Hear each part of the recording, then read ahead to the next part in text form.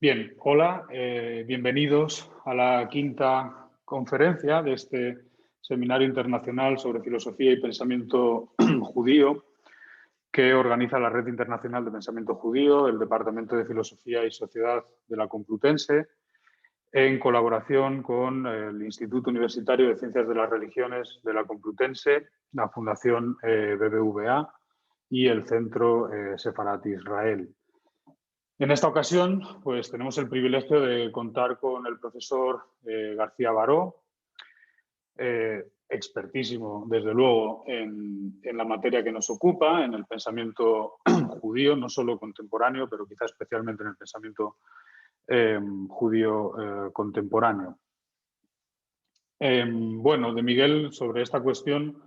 desde luego destacar su labor como traductor, porque efectivamente ha puesto a nuestra disposición textos fundamentales de autores de primera línea, ¿verdad?, para la cuestión del pensamiento judío contemporáneo, como son Rosenzweig, de quien tradujo La Estrella de la Redención, o Emmanuel Levinas, de quien tradujo Totalidad Infinito, pero valdría mencionar Jacob Taubes, tradujo su Teología Política de Pablo, o algunos textos de Gershom Scholem, como Todo es Cábala, o Los nombres secretos de Walter Benjamin, un libro delicioso, por otra parte. Junto a su labor como traductor, desde luego hay que destacar su labor como autor, evidentemente. También en este contexto, pues destacar sin duda su obra La compasión y la catástrofe, ensayos de pensamiento judío, pero también más recientemente La filosofía como sábado. Me gustaría también destacar una contribución de Miguel a una historia de la literatura hebrea y judía que lleva por título Breve introducción casi hasídica al hasidismo. Miguel es además miembro de la Real Academia de Ciencias Morales y Políticas y realmente, pues es, como decía antes, un privilegio poder contar con una intervención suya en este seminario. El título de su conferencia, voy a darle la palabra de inmediato, es, como sabéis, el pensamiento judío y la ruptura de la totalidad. De manera que, Miguel, te doy la palabra agradeciéndote mucho que participes en esta primera edición del seminario. Muchas gracias, querido Roberto.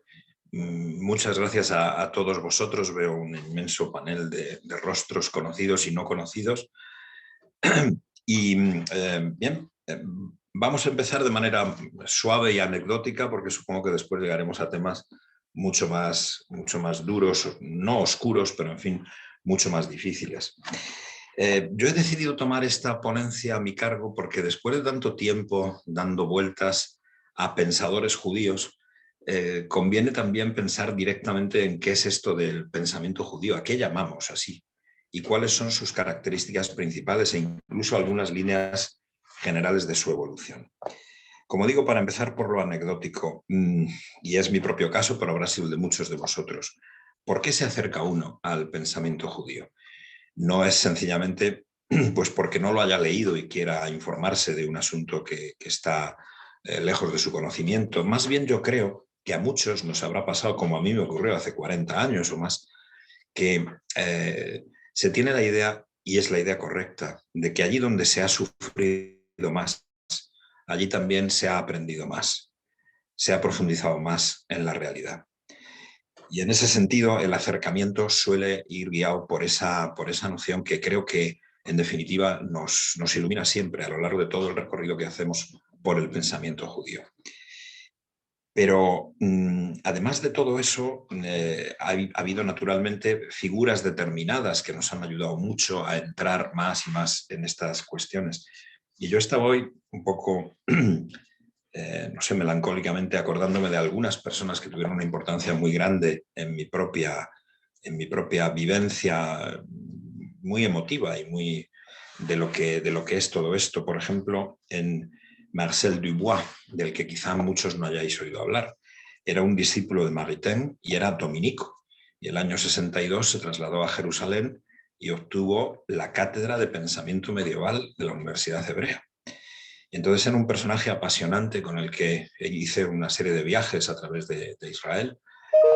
y nos acompañaba precisamente una de las grandes especialistas en el pensamiento de Maimónides, que he visto hoy sorprendentemente que de ser una chica con la que tomábamos copas por las calles de Salamanca o de Jerusalén o de Tel Aviv, pues ya es una profesora jubilada. Tali Bollmann, Avital Bollmann. Bueno, el padre Dubois, Avital Bollmann, Sharon Rosenberg, que fue la primera persona que me habló de la estrella de la redención, todas estas figuras que han compartido y en qué sentido pensamiento judío. Yo recuerdo una conversación con el padre Dubois y con su alumna Avital, en que él me decía, pero, por ejemplo, ¿qué tiene de judío Husserl? Y yo dije, hombre, pues en aquel momento se estaba empezando a descubrir las raíces regionales del shabtaísmo en la zona donde Husserl nació. Entonces, estábamos un poco intrigados sobre si realmente entre el shabtaísmo, direcciones hasídicas de alguna manera, habían influido de algún modo en los antepasados del propio Husserl. Pero yo recuerdo que Dubois me decía, yo creo que se trata simplemente del apasionamiento. Bueno, pero con el criterio del apasionamiento no podemos clasificar lo que sea pensamiento judío. ¿Con qué otros criterios? Por ejemplo, tampoco podemos evidentemente decir que la importancia fundamental de Eretz Israel sea el criterio, puesto que, como sabéis, y precisamente Rosenzweig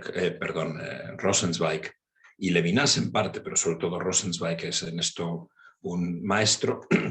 la galut, la situación del exilio, ha sido fundamental para muchos pensadores judíos. Los hay como Yehuda Leví, como, bueno, quizás es el inspirador de muchas otras direcciones en donde se decía, no, es que incluso para la profecía la tierra de Israel es esencial. Hay que ir allí. Ya sabéis que Yehuda Leví pues, terminó con toda probabilidad muriendo mártir de su viaje de peregrinación a Eretz Israel. Solo allí suena la voz de la profecía.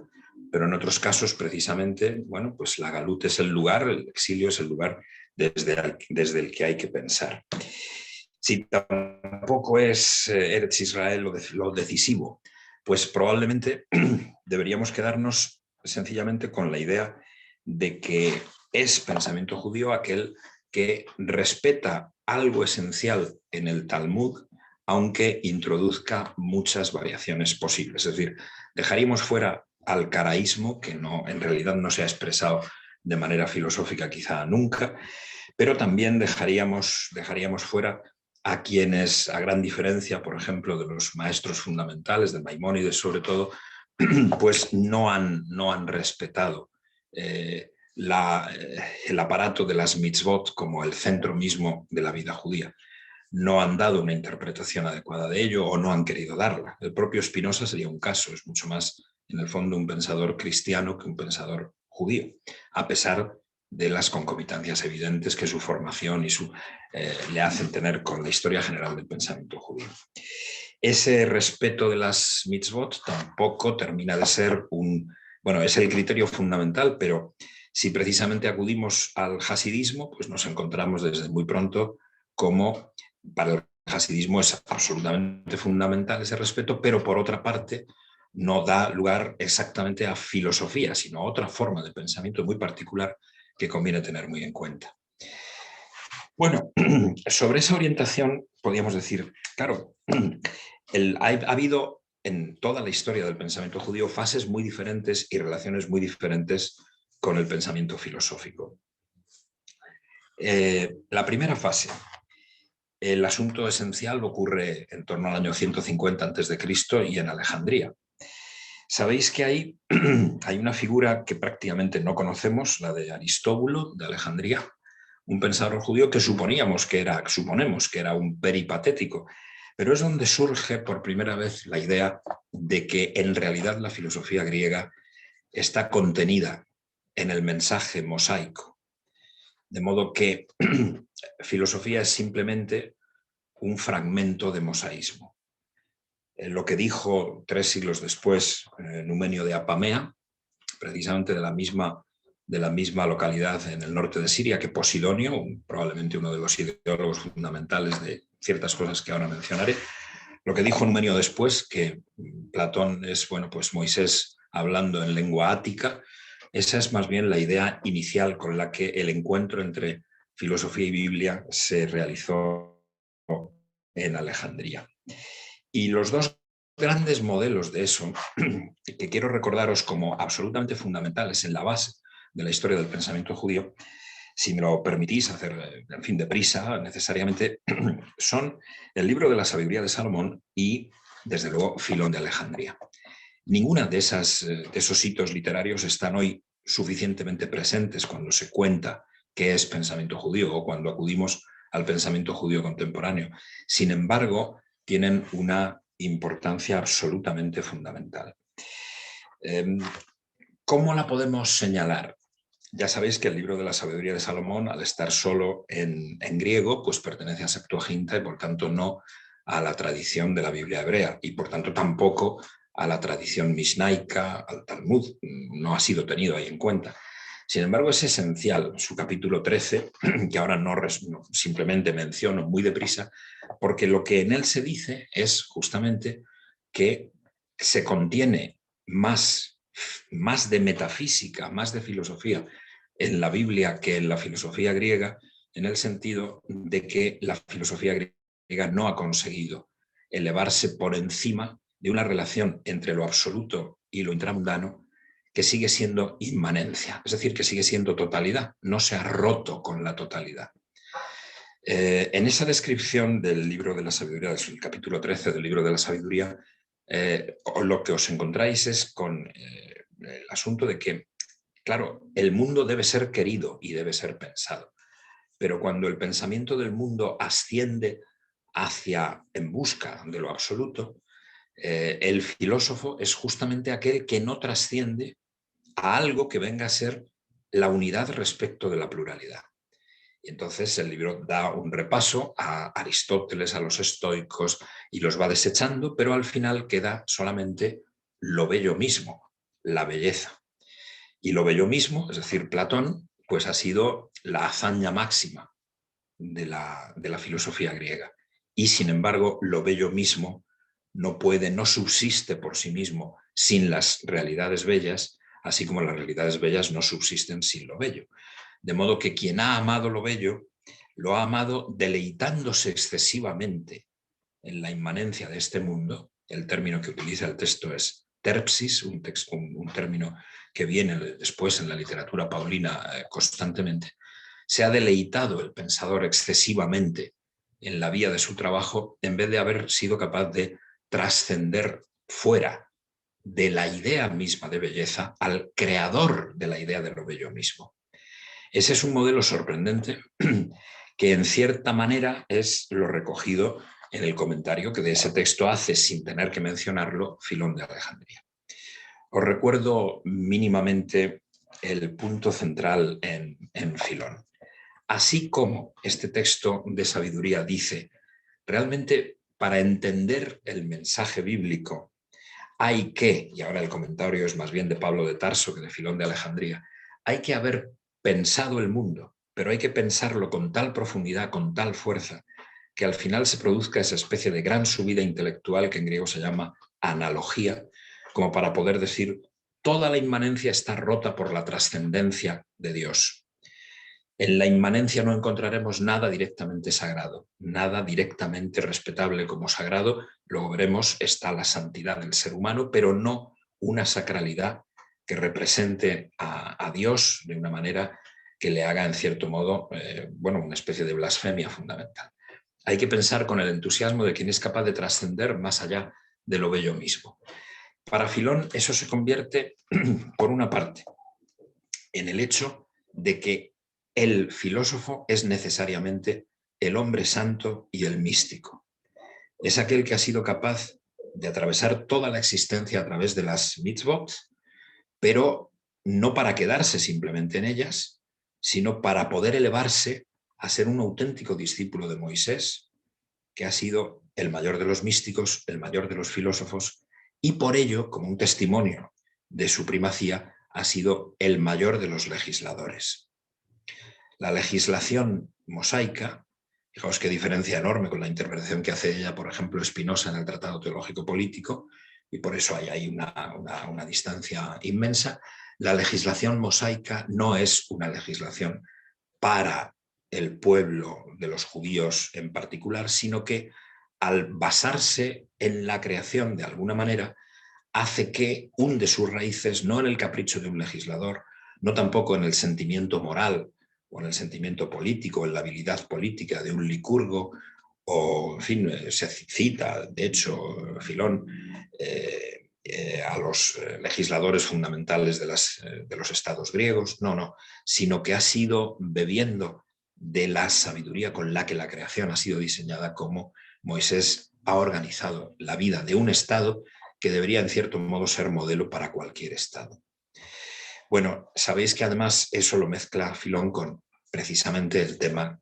que ha aparecido en el libro de la sabiduría y que queda después en herencia fundamentalmente para Ibn Gabirol, para Maimónides y desde luego para el presente, que es el hecho de que cuando el mundo es creado por Dios, el mundo no resulta una imagen directa de Dios, por supuesto no resulta de una necesidad que sienta Dios en su esencia, de una necesidad esencial de Dios, sino que el mundo es simplemente un designio libre de un Dios que así procura la gloria, probablemente el amor y la libertad de los seres que deben rendirle culto, pero que por tanto ese diseño libre ha permitido, ha tenido como preámbulo la creación, la generación de un primer mundo inteligible. Justamente la noción de mundo inteligible aparece por primera vez en el texto de Filón, y el mundo inteligible es el hijo primogénito de Dios y el mapa o el diseño de este mundo, no solo del mundo sensible, sino de los mundos, bueno, Filón no los diseña así, pero la Cábala los trabajará después, ¿no? De los mundos que llegan hasta el fondo de nuestro mundo sensible. Por tanto, el máximo del conocimiento humano no sería nunca, no alcanzaría nunca dentro de su inmanencia a Dios mismo, porque a Dios, el Padre de ese primogénito, y hay otros engendrados, otros ángeles engendrados, otras potencias engendradas, además del logos, del mundo inteligible, del mapa inteligible de este mundo, pues a Dios solo se puede llegar mediante un argumento que al final tiene que decir de él, como dijeron los primeros textos cristianos continuamente, es sobre todo arreton, inefable. No hay nombre que le pueda venir bien. Solamente se puede tratar, como después la gnosis heterodoxa, fundamentalmente cristiana, pero también influida por el judaísmo, lo llama es el abismo, o el abismo casado con el silencio. Y sin embargo, nuestro conocimiento permanece dentro de lo que el logos ha manifestado, que no es, por tanto, justamente aquello que nos permita conocer a Dios como leyéndolo en la inmanencia del mundo. La verdad es que ese diseño se parece mucho a la última filosofía de Fichte, en cierto sentido, pero bueno, no adelantemos milenios de un solo golpe. Todo el conocimiento es la imagen, todo el conocimiento es, Fichte decía la imagen, Filón ni siquiera dice la imagen, sino el diseño voluntario que hace Dios para establecer este mundo. Sobre esa idea, de manera que en principio el judaísmo incluye la filosofía, era una inversión realmente de la idea original, seguramente de Posidonio de Apamea, donde el estoicismo incluye el judaísmo, ¿verdad? La relación se invierte en estos pensadores un poco posteriores, solo un poco posteriores al propio Posidonio, y plantean, por tanto, un programa que no pudo llevar históricamente a cabo el judaísmo, puesto que la predicación cristiana, en cierto modo, le restó la base de proselitismo, de audacia hacia el Imperio Romano, que ya era intención evidente, lo fue en Filón y lo fue, bueno, en la generación de Filón profundamente. Esa imposibilidad y las guerras judías, no solo la guerra del año 70, sino en especial la guerra de Adriano, la conversión de Jerusalén en una ciudad romana, esa tremenda catástrofe posterior que el cristianismo ha tenido menos en cuenta, pero que sin embargo es absolutamente decisiva en la historia judía, abren una brecha en el siglo II que es sumamente importante y que dura durante mucho tiempo. Pensad que cuando hoy hablamos de filosofía judía con tanto entusiasmo, nos olvidamos de que ya en el siglo II la Mishnah o los textos más antiguos del Talmud dicen directamente que la puerta de los cielos está cerrada como no sea a las lágrimas. Esto lo recuerda Emil Fackenheim, por ejemplo, en uno de sus libros filosóficos relativamente recientes. Si está abierta solo a las lágrimas, ya no está abierta a la argumentación, no está abierta tampoco a ese pasar más allá analógicamente sobre la idea de lo bello mismo, sino que la tragedia, la galut, el sufrimiento de la Shejinah acompañando al pueblo en el exilio es ya un factor fundamental. Eso, sin embargo, no es lo que se reproduce, por ejemplo, en Saadia, en el siglo IX. Es al contrario. Ahí aparece una forma de figura de filosofía judía que hoy tenemos menos conocida, pero que reitera a Filón en cierto sentido. El deber de filosofar y de argumentar como un deber religioso el esencial, como un deber que está por encima del estudio mismo del Talmud, o más bien de la variedad de la legislación, ¿no? Y eso es también algo que se refleja en Maimónides, como sabéis perfectamente. No es Shulchan Aruch, no es su producción, pero en fin, vamos a preparar la mesa de los mandamientos para poder pasar al oficio fundamental del pensamiento filosófico, que es un verdadero deber, hasta el punto de poder decir Maimónides en algún momento que la filosofía es como la imagen de Dios en la tierra, que la razón filosófica, que no puede alcanzar las profundidades últimas de Dios, sino solo, como sabéis muy bien, conocer pues, sus atributos relacionales y negativos respecto de la creación, es, sin embargo, imagen de Dios. Bueno, los fragmentos de historia medieval y renacentista del pensamiento judío no me importan tanto, porque como veis es más bien que con esta idea doble de pensadores que se atienen fundamentalmente al Talmud y pensadores que siguen ateniéndose a la filosofía, aunque ahora sea más bien a la forma que ha adoptado en la Mutazila, en la filosofía islámica, y que por tanto no se deban tanto a la filosofía griega directamente como al peculiar estilo de pensamiento teológico, pronto, en cierto modo, bueno, si no condenado, es una expresión un poco fuerte, pero en el fondo condenado, que es la falsafa, la mutazila en el mundo islámico. Y esa es la tradición de la que forma parte, en cierto modo, Saadia y sus sucesores en los 2-3 siglos posteriores, incluso hasta Hasdai y Crescas, de algún modo. Bueno, pero esto significa, ahí hay una especie de equilibrio muy difícil entre el reconocimiento de la importancia enorme de la profecía, para la cual se dice una y otra vez, en realidad solo en el pueblo judío hay auténtica profecía. No es solo Yehuda Levi quien ha dicho esto, sino que, y eso es absolutamente esencial para que el pensamiento filosófico adquiera su última profundidad, sino que hay también la dificultad de poder determinar bien hasta qué punto un seguimiento, un paralelo con el pensamiento filosófico ajeno al estudio del Talmud pueda llevar hasta el fondo el cumplimiento de lo que religiosamente debe hacer un judío. Esta situación, de alguna manera, cambia completamente. No me interesa tanto la Haskalah como lo que ocurre a propósito de la Primera Guerra Mundial. Yo creo que sin el impacto de la Primera Guerra Mundial no tendríamos tampoco hoy la seguridad de poder decir, bueno, hay algo, el pensamiento judío contemporáneo, algo que tiene una inspiración absolutamente peculiar, que está en un modo no dialéctico, pero sí crítico, esencial respecto del centro de la tradición filosófica europea, aprovechando algunos factores en ella muy importantes. No tendríamos todo eso, habríamos tenido más bien una juridización del pensamiento judío, un poco al modo que, como ha ocurrido en las escuelas musulmanas de pensamiento, una vez que la mutazila ha quedado eliminada o aislada, y no podríamos disfrutar, ¿no?, de lo que ahora supone la originalidad de Rosenzweig, quizá menos de Buber, del último Hermann Cohen, de Levinas y de algunos otros productos muy peculiares del siglo XX, en donde se pueda decir, como en los cuadernos del cautiverio de Levinas, o Heidegger o el judaísmo. Y que eso no sea una proposición de fe o de fideísmo, o que no sea una proposición simplemente irracional, sino una proposición profundamente fundamentada. Y que tampoco se deba a lo que podríamos nosotros considerar que es, bueno, pues casi un deber, como el que pudo sentir pues, Shoushani, el maestro común de Shalom Rosenberg, de Levinas, ¿no?,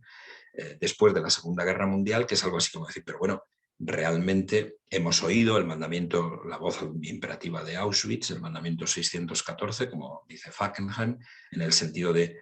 ahora todos hemos vuelto a ser convocados, hemos tenido que reconocer nuestro judaísmo, aun siendo quizá enemigos de la religión judía, o aun siendo completamente ajenos a esa tradición, pero todos hemos vuelto a ser convocados y ahora tenemos de alguna manera que cargar sobre nosotros con el deber de que esa tradición no se pierda. No, no se trata simplemente de eso, se trata del redescubrimiento de eso que estaba en el principio del pensamiento judío ya diseñado como la ruptura de la totalidad, la imposibilidad de acoger con las mismas categorías filosóficas el estudio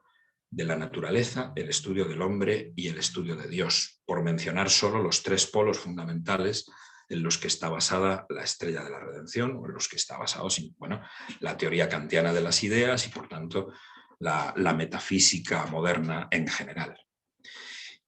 ¿Por qué esa recuperación a propósito de la Primera Guerra Mundial? Hay muchos fenómenos muy interesantes, desde luego, en el siglo XIX y al final del siglo XVIII, pero creo que ninguno es suficientemente radical. No se trata de en mi caso, no se trata de un simple, digamos, una tesis de tipo meramente histórico sobre la cuestión, pero en Rosenzweig o en Cohen yo creo que se ve muy bien el hecho de que la Primera Guerra Mundial ha manifestado de alguna manera un fin de época para el cual no hace falta ni siquiera que llegue la Shoah. Ese fin de época ha sido tan radical que deja, en cierto modo, a lo central de la tradición filosófica europea como desnudo ante la historia, en una conflagración general que ha producido una catástrofe en vidas humanas, un deterioro absoluto del derecho de gentes, una nueva manera de guerra que ha asolado el mundo y que lo ha dejado verdaderamente como para marcar que solo un pensamiento ya viejo, algo parecido a una muerte de Dios, solo que interpretada en categorías completamente distintas, ha sido lo que ha podido terminar en esa explosión realmente como de nihilismo que ha sido la Primera Guerra Mundial. Y entonces el redescubrimiento del problema de la ruptura de la totalidad, que se manifiesta plenamente en Rosenzweig, no en Hermann Cohen, ¿a qué lleva directamente? Bueno, como sabéis, en Cohen es más bien una meditación sobre el socialismo utópico, sobre el socialismo no científico, no marxista, y que esa meditación le lleva a proponer simplemente como una pieza más en el sistema de Kant, convirtiendo a Kant en un pensador más judío que cristiano. Yo estoy convencido, lo he dicho muchas veces en algunos seminarios aquí en Madrid, que el hecho de que pudiera aparecer el resonante libro de Cohen póstumo en el año 19, haciendo ver que la cultura alemana, en la medida en que no es solo el idealismo de Hegel, sino también el idealismo crítico de Kant, es a mitad alemana y a mitad judía, suscitó un antisemitismo intelectual de primer orden, entre otros en Heidegger. Es evidente, el lector de Rosenzweig ve con evidencia que Heidegger conocía la estrella de la redención. Todo eso no pudo ser sino una especie de acicate para la reacción durísima, un aprovechamiento muy peculiar de Nietzsche y de otros pensadores alemanes en el sentido de una tradición absoluta y radicalmente antijudía y antijudeocristiana, si queréis decirlo así. Bueno, esa reflexión sobre el socialismo utópico, como sabéis, en Cohen se expresa fundamentalmente con el hecho de decir, no, la religión tiene que tener el lugar de una pieza perdida en el sistema de Kant, que yo mismo no había encontrado en mis comentarios a la ética kantiana hasta muy tarde y que me ha hecho reverdecer mis raíces judías. Y esa pieza es, lo digo muy concentrada y brevemente, que no se puede pasar del egoísmo a la renuncia radical al egoísmo, del yo al todos nosotros, sin la consideración previa del tú e incluso antes del vosotros. Y la relación de mí con tú, que más bien eres uno, cualquiera, el prójimo, en el vosotros, que es la incitación moral fundamental, eso es algo que no está en la ética kantiana previsto. En ella se ve muy bien que se debe pasar realmente a esta renuncia radical al egoísmo que en cierto modo ya supone, casi supone la asimetría levinasiana. El otro pasa por delante, el otro es fin en sí, yo también, pero eso lo descubriré más tarde. Cohen lo hace así. Llegar a amarse a uno mismo es una cuestión tardía. En cambio, tener que respetar al otro como santo, eso es la religión. La religión es la relación social, la expresión es de Hermann Cohen, no es de Levinas. Y eso se descubre sencillamente porque es cierto que de una pieza fundamental se olvidó Kant. Y esa pieza fundamental es el vosotros y el destacarse del vosotros uno cualquiera, el prójimo. Esto medio está diseñado en Kierkegaard de algún modo, quizá no del todo. Rosenzweig puede aludir a Kierkegaard como una de sus fuentes fundamentales, aunque luego las citas reales de Kierkegaard sean tan escasas que los que lo hemos intentado no hemos podido hacer un trabajo directo sobre la presencia de Kierkegaard en Rosenzweig, ya que apenas hay 4 citas, incluso en las cartas a Gridley, o sea, que no hay prácticamente un material para eso, pero seguramente Cohen, que no conocía tampoco esa fuente, colabora mucho a que pueda ser revisada a fondo. Es el vosotros que representa justamente la miseria, la pobreza de la humanidad a la que siempre hay que responder con, no ya con amor, sino con los deberes de justicia que nos hacen recuperar precisamente el hecho de que lo divino en el mundo se expresa en el din y en el gesed, pero primero en el din, en el juicio, en la justicia, y no solo directamente en el amor. Bueno, si se quiere, en el amor no patológico, en el amor no egoísta. Esa pieza en Cohen es mejor, yo creo, que lo que había en el primer Buber a propósito de una meditación un tanto superficial sobre el hasidismo y sobre la cábala. Ese sería un tema apasionante que probablemente esta tarde no tendremos tiempo para tratarlo a fondo, ya que yo no debo hablar demasiado largamente, pero sí es la incitación para el trabajo que hace a continuación Rosenzweig. ¿Qué es lo esencial para Rosenzweig, para Levinas? Y sorprendentemente, para algunos autores de la tradición alemana que aprovechan a Kant en otro sentido y que han quedado completamente oscurecidos por Nietzsche y por Heidegger, como si Nietzsche y Heidegger fueran lo más esencial, y Hegel, de la filosofía alemana o de la filosofía clásica europea hasta el momento presente. Y no tanto Fichte, por ejemplo, al que alaba Kierkegaard de manera profunda en algún momento, no tanto el último Schelling, al que debe muchísimo Rosenzweig, porque me estoy refiriendo, por ejemplo, a Jaspers, cuya concomitancia de algún modo, con Rosenzweig es extraordinariamente interesante sin que seguramente Jaspers conociera a Rosenzweig. Por supuesto, cuando Jaspers publica su primer gran libro filosófico, Rosenzweig ya ha muerto. Bueno, a lo que me refiero es a la valentía con la que se dice, aparte de la trascendencia radical de Dios, el problema, si la hay, es que entonces no tenemos modo de mezclar con la misma categorización lo que corresponde al estudio de la naturaleza y lo que corresponde al estudio del ser humano.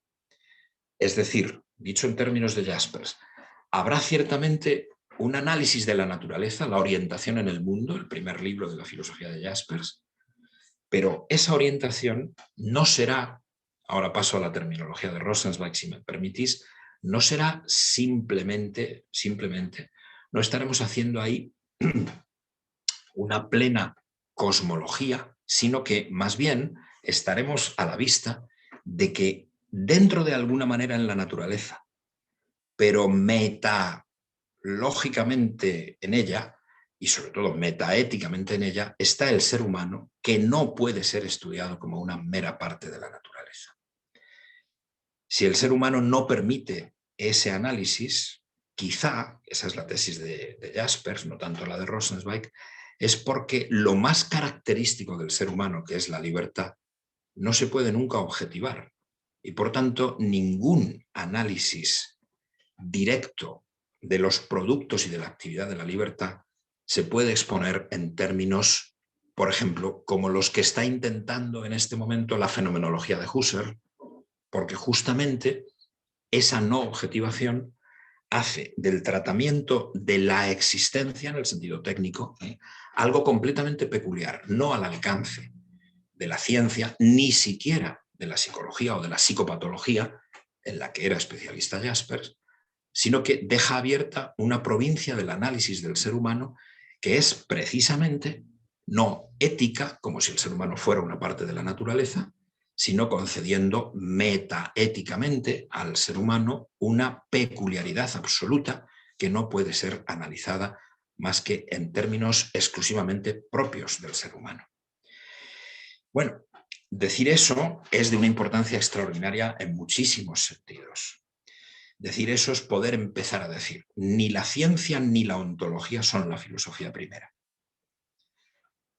Quizá más claramente que en Levinas tampoco se podría aquí decir, bueno, pues la metaética es la filosofía primera o la filosofía de la existencia es la filosofía primera. No, no se puede decir eso. Lo que sí se está diciendo es que todo lo que sea filosófico tiene que estar transcurriendo en el sentido de la libertad de la existencia y no en el sentido de la confusión con la naturaleza. Y menos aún en el sentido de la confusión con una especie de monismo panteísta que desde Dios reconstruya todo esto a la manera de Spinoza o tal, que ya he dicho que desde mi punto de vista está realmente fuera de lo central de la tradición judía en muchos sentidos. Es una tesis un tanto exagerada, pero en fin, que me parece fundamental. Bueno, justo eso es como el centro del trabajo de Rosenzweig. ¿Cómo podemos tratar entonces a Dios metafísicamente, al mundo metalógicamente, al ser humano metaéticamente? No quiere decir que el mundo no tenga logos incluido, claro que lo tiene. No quiere decir que el ser humano carezca de todo aquello que la ética, es decir, la tradición de Aristóteles, por ejemplo, ha dicho sobre él. No se quiere tampoco decir que Dios no tenga absolutamente ninguna relación con el mundo y que por tanto no quepa una especie de física mínima, no. Pero lo importante es lo que queda fuera, lo importante es el meta que exige un tratamiento peculiar. Bueno, como de todas maneras Dios, hombre y mundo están en alguna relación, para Rosenzweig esa relación es fundamentalmente el hilo del tiempo, la trayectoria de algo así como un astro que atraviesa la historia del mundo. Y por tanto, ese hilo del tiempo no depende solo ni de la libertad humana, ni de la creatividad divina, ni de la productividad del mundo, sino que de alguna manera contiene, y este es uno de los centros de la filosofía de Rosenzweig, tan extraordinariamente complicada y difícil, contiene más bien una estructura de promesa-cumplimiento, o como él dice, milagro. No milagro en el sentido de un acontecimiento absolutamente especial, no, sino precisamente que sin que haya una necesidad natural, ni una necesidad divina, ni una necesidad humana, la historia tiene un sentido peculiar que se puede leer de alguna manera y que para algunos permite una anticipación de lo que deberá ser el futuro. En cierto modo, ese es el papel que Rosenzweig mismo toma. Lo que puede ocurrir a partir de aquí ya no es viejo pensamiento, sino justamente o judaísmo o cristianismo, pero no como ismos, sino como formas totales de existencia, en donde lo filosófico y lo teológico, él escribe la primera parte del libro es contra los filósofos y la segunda es contra los teólogos y la tercera es contra los políticos, de manera que no se trata de judaísmo y cristianismo, sino de una nueva forma de expresarse lo que era esencial en esas escrituras o en esos modos de existencia que aún no se han liberado plenamente del viejo pensamiento, es decir, de la totalidad. Si queréis, una fórmula que no sería exagerado, yo creo, consiste en decir, en Rosenzweig, la totalidad, que es el concepto absolutamente fundamental de la historia tradicional de la filosofía occidental, cuando uno deja fuera a Platón, que es justamente aquello que no entiende Heidegger. Cuando uno deja fuera a Platón y deja fuera a Sócrates, entonces la totalidad que la domina, la totalidad o teológica o antropológica o cosmológica, en realidad es, permitidme esta fórmula, es ideología asustada. Se necesita una especie de psicoanálisis de la noción de totalidad. Se necesita, si queréis, una inversión de los valores a los que la totalidad ha dado lugar. Y de ahí que se alabe a Nietzsche o se alabe a Schopenhauer o se alabe a Kierkegaard en la introducción de La estrella de la redención. ¿Pero eso por qué se hace? Pues porque ciertamente, claro, el sujeto que filosofa, el sujeto que vive, el sujeto que simplemente vive, tiene que ser el centro a partir del cual se considere todo el programa de la filosofía. Y si ese sujeto se olvida de sí mismo en Dios, se olvida de sí mismo en la naturaleza, se olvida de sí mismo en una determinada interpretación de la historia, en una hermenéutica cerrada tipo Gadamer, entonces es cuando está perdido. Él tiene que buscar dentro de sí mismo, como hace la filosofía existencial de Jaspers de alguna manera, lo que significan sus miedos, su libertad, su creatividad, su pasión de cognoscente. Y el descubrimiento es justamente, si me permito ser muy rápido, ya tengo que serlo necesariamente, el descubrimiento es que claro que el hombre es caduco, pero no por eso esencialmente finitud. Yo creo que este tema, que hasta ahora no lo hemos tocado tanto literariamente ninguno de nosotros, me parece, alguno de vosotros posiblemente sí, hay personas aquí que no conozco y que seguro que son grandes especialistas en el pensamiento de Rosenzweig o de Levinas, ¿no?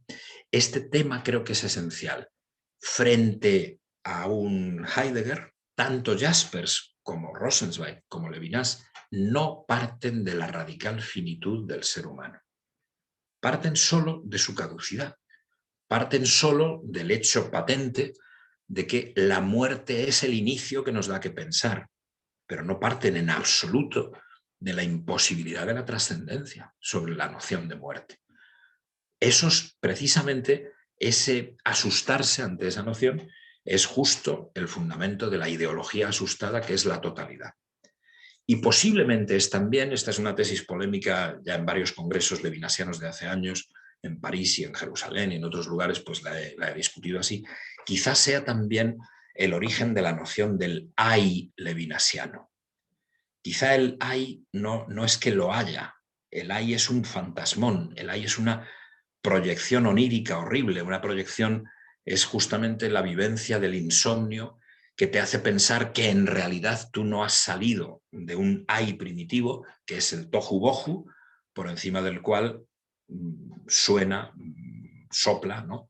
la ruach merajefet, el tremendo aliento del Dios que es capaz de animar ese tohu bohu, esa essence, ese remue-ménage de l'essence, ¿no?, de manera que ahí surjan la hipóstasis. En los dos casos, pero lo que pasa es que Levinas se apoya mucho más en el texto bíblico, el tohu bohu y luego la creación. Y ya sabéis que no está muy claro si el tohu bohu también ha sido creado por Dios o es una especie de fundamento de la creación en el capítulo primero del Génesis. Pero bueno, pero en cambio en Rosenzweig es muy claro, la noción de totalidad,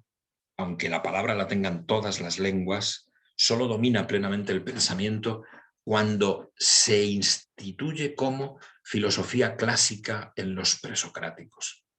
Y a partir de ahí controla como ontología de la totalidad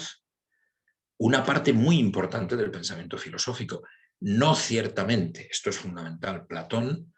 pero sobre todo no ciertamente Kant, cuando se descubre que Kant se niega a investigar en la raíz común de sensibilidad y entendimiento, o se descubre que, aunque sean dos usos de la misma razón, la razón práctica y la razón teórica no van estrictamente con la misma marcha.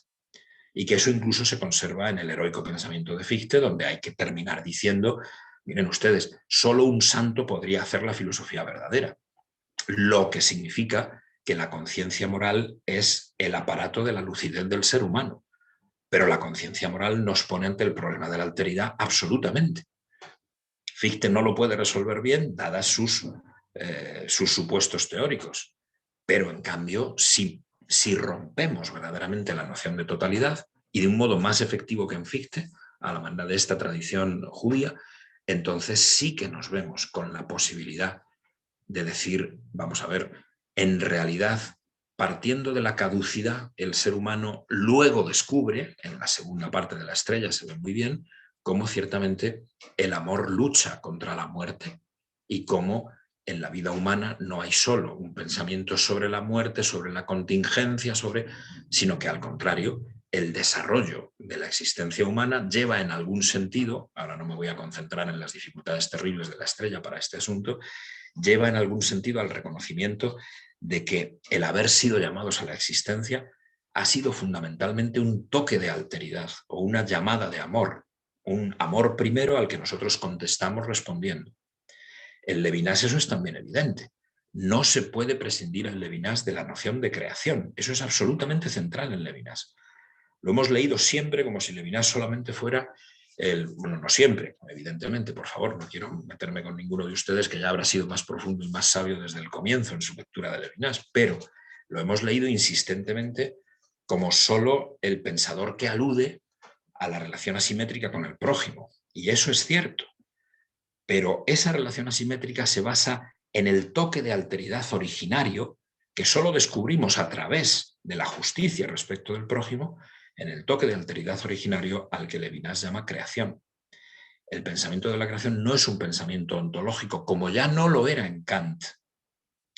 sino que es directamente un pensamiento debido a la necesidad de hacer pasar a la ética por delante de la ontología, a proponerla como filosofía primera. Si eso es así, es porque el hombre no tiene él mismo una libertad sin responsabilidad de entrada, o no dispone de su razón para explorarlo todo como en una totalidad, como si estuviera dispuesto en una totalidad, sin vergüenza, sin amor, sin culpa, sin responsabilidad. Es una libertad investida, y una libertad investida es una libertad de alguna manera creada. Un tema, por cierto, en cierto sentido común a Kierkegaard y a Levinas, con variantes, con dificultades. Veo aquí a una doctoranda que trabaja en su tesis doctoral precisamente sobre esos asuntos y espero que pueda profundizar y aclararlos debidamente con el tiempo. Es una tarea hercúlea para la que va a necesitar muchísimo estudio y mucha profundización filosófica, pero eso es esencial. En Levinas el pensamiento de la creación es absolutamente esencial y ese pensamiento ya está en contra de la realidad primordial del hay. El hay es también ahí ideológico, aunque pueda ser un paso como necesario para la maduración del ser humano, pero el hay es también profundamente ideológico. Bueno, estas serían en realidad las reflexiones básicas, porque aquí veis entonces el haber introducido esa ruptura que permite de manera verdaderamente sorprendente, muy difícil de realizar en el mundo contemporáneo, permite pensar muy bien que el ser humano no tiene un arreglo técnico, que en el ser humano hay enigma y hay misterio, que en el mundo hay también mucho más de lo que la ciencia, sobre todo en su versión técnica, en su tecnología, puede abarcar y puede entender. Que también el mundo es enigma y también últimamente puede ser misterio, o como dice Jaspers, cifra de la trascendencia. Y finalmente, que Dios no está retratado ni directamente en la libertad del ser humano, que es también libertad para el mal, ni tampoco en la variedad infinita del mundo, sino que Dios es más misterioso que eso y necesita, digamos, unas categorías que lo analicen, que sean más complicadas y, para empezar, y sobre todo, esta categoría única del amor originario, que es precisamente algo que ninguno de nosotros puede experimentar. Podemos solo experimentar el amor-reacción, pero no el amor originario. Somos, en todo caso, alma amada, con el Cantar de Cantares, cuyo comentario forma el centro de La estrella, pero no los sujetos iniciales del amor. Bueno, ese análisis tiene, por tanto, para hoy algunas virtudes esenciales. Vamos a decirlo como lo decía al principio de Totalidad e Infinito en Levinas. No se trata de decir, miren, aquí tenemos el pensamiento, la ontología de la totalidad en cualquiera de sus versiones, la de Nietzsche, la de Heidegger, sobre todo la del segundo Heidegger quizá, lo tenemos aquí y entonces ahora le ponemos algunos porque tienen, pues por ejemplo, la manía o quizá el deber de seguir transmitiendo la tradición judía hacia el futuro. Ahora le ponemos un complemento de fideísmo. Le ponemos un complemento de mitzvot, aunque no sepamos bien con qué sentido las cumplimos, aunque no sepamos si ellas son como una vía de purgación moral, como lo eran los pensadores judíos medievales, o si simplemente pues es un retazo de historia antigua, entonces es pues un pequeño calor humano, a la Bátimo, a no sé qué, ¿no?, que todavía tenemos que traer al presente, pero que ya no tiene mayor sentido, ¿no? Bueno, pues la kashrut está bien a veces, otras veces no, y los sábados pues se respetan o no se respetan, pero depende simplemente, bueno, color histórico y tradición histórica. No, Levinas se niega a eso. Levinas lo que dice es precisamente que el hecho de la ruptura de la totalidad puede permitir una fuente de sentido que no podamos controlar, es decir, una fuente de sentido que esté abierta a algo que a la vez ha descubierto la fenomenología contemporánea cada vez más, por ejemplo, en la figura de Henri Maldinet, a que haya, por así decir, infinitas sorpresas, a que haya lo transposible, a que haya acontecimientos radicales que no podemos prever, no podemos diseñar, no podemos, y que eso no se escapa del marco del pensamiento, si queréis, neofilosófico, como queráis llamarlo. Que eso se escapa del pensamiento de la totalidad, pero no de un pensamiento que pueda de alguna manera reunir la fuente bíblica con la fuente filosófica griega, sobre todo, desde luego, sobre todo con Platón. Eso es esencial. Levinas alaba a Platón y critica a Sócrates, Dios sabe por qué, no creo que lo supiera eso ni Levinas mismo, porque es una bobada, y entonces es una verdadera cosa absurda en el texto de Levinas, pero bueno, en cierto sentido se puede entender que sí, puesto que Sócrates respetaba casi adorándolo al Estado ateniense y Platón no, a ningún Estado. Pero si es ningún Estado, pues este es un pensamiento que se puede aplicar tanto a la Galut como a Eretz Israel. Es un pensamiento que le permite a Levinas no pisar Alemania, pero tampoco emigrar a Israel y mantenerse pensando en un territorio diferente, ¿no? Bueno, esa es una ganancia fundamental. Convertir todo en problema de técnica sería la barbarie directamente, ¿no? No podemos hoy convertir todo otra vez en un problema solo, digamos, teológico, de metafísica panteísta. Eso es... Hay mucha gente que dice que son Spinoza, pero yo creo que nadie es Spinoza realmente hoy, aunque lo diga, ¿no? No podemos tampoco hacer una especie de revisión del idealismo alemán puramente antropológico. Y las versiones que se parecen un poco a eso, hermenéutica finitista, contingencialismo radical, bueno, esas versiones están criticadas, si no por la Primera Guerra Mundial, por la Segunda Guerra Mundial. Son el modo de estar viviendo en la historia que nos impide la resistencia absoluta al mal, que nos deja abiertos a que nos arrase, lo que Levinas llamaba al principio de totalidad infinito, la mera moral, ¿no? Y nos deje absolutamente en manos de los poderes que gobiernan la política o incluso que gobiernan la naturaleza, nos quedemos sin voz porque seamos solo portavoces de poderes ajenos y externos a nosotros. De ahí también esta importancia enorme que concede Levinas a la palabra, como la concede Rosenzweig, porque en definitiva el hombre lo que tiene es la necesidad, el deber de responder, no de empezar a hablar, pero sí de responder. Y que eso, que es central en Rosenzweig, se reproduce también en Levinas. Pero es porque característicamente poder hablar, habla quien tiene algo que decir en primera persona y porque le debe algo fundamental al prójimo. Por ejemplo, incluso le debe una representación del mundo, le debe algo que le permita darle algo dentro de un mundo de alguna manera ya representado a otra persona. Bueno, toda la estructura de totalidad infinito es una maravilla y esa maravilla yo creo que está francamente todavía sin analizar y sin estudiar a fondo, sin haber sido comentada a fondo, porque nos hemos desviado siempre mucho a las cuestiones estas de ética dialógica, etcétera, pero no se ha atendido tanto a los fundamentos casi ontológicos que esa ética suscita, es decir, a lo que la metaética da que pensar sobre el mundo. Y Levinas tiene mucho que decir sobre eso en Totalidad e Infinito, y habría que revisarlo con todo cuidado. Bueno, repito, ¿qué significa esto? Una defensa frente a la barbarie absolutamente capital. Y esa defensa no solo consiste en la primacía del prójimo, sino consiste también en una nueva categorización respecto de aquello a donde la técnica no puede llegar, a donde una teología arrasante no puede tampoco llegar y a donde una antropología completamente insuficiente, biologista o empirista, tampoco puede llegar. Eso es lo que significa realmente el pensamiento judío contemporáneo. De alguna manera está diseñado en el capítulo 13 del libro de la sabiduría y hasta en Filón de Alejandría, que solemos no pensar que pertenece tan al centro de la tradición judía, y sin embargo yo creo que lo está muy radicalmente. Bueno, gracias a eso también, para las lágrimas estará abierto el cielo, pero no solo para las lágrimas, sino para la santidad del otro, para la responsabilidad por la libertad del otro, para todos estos temas totalmente exagerados y que en algún sentido, hiperbólicos en el mejor sentido, pero que a muchos hoy todavía, cuando los leen tal cual en Levinas, les parecen mensajes que van todavía más allá del amor a los enemigos del cristianismo. Es un típico tema judío decir, hombre, amor a los enemigos, pues no, en fin, pero lo que dice Levinas en el fondo va más allá todavía. Bueno, yo creo que estas ideas muy generales, muy globales y dichas bastante simplonamente, pues tienen algo que ver con esta cuestión peculiar de que ciertamente quienes han sufrido más han entendido más,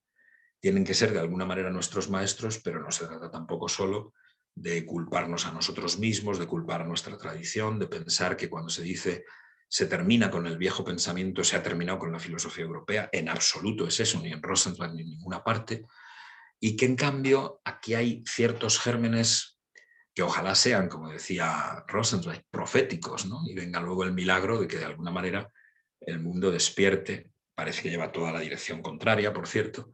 despierte de la barbarización siempre en evolución continua, que además está ahora pues tan favorecida por la situación de la salud mundial, de la economía mundial, de los equilibrios políticos, en fin.